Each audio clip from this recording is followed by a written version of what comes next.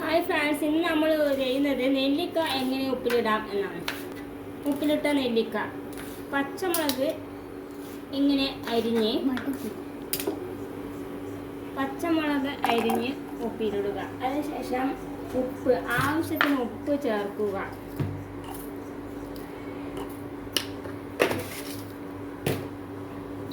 നെല്ലിക്ക ഒന്ന് ചൂടാക്കിയതിന് ശേഷം,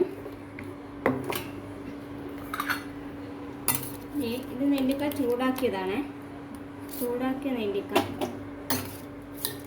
ഊറ്റിയെടുത്ത്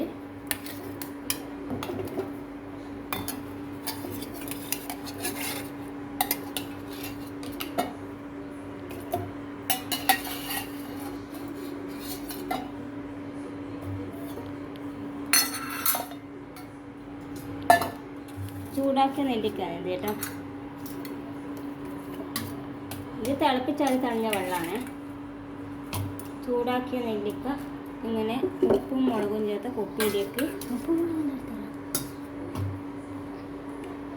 ഉപ്പും മുളകും പച്ചമുളകും ചേർത്ത കുപ്പിയിലേക്ക് ഇടുക.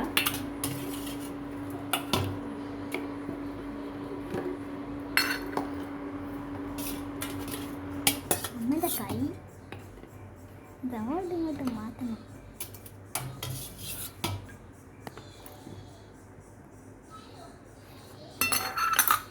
അതിനുശേഷം ഈ തിളപ്പിച്ചാറി തണിഞ്ഞ വെള്ളം ഇതിലേക്ക് ഒഴിക്കുക.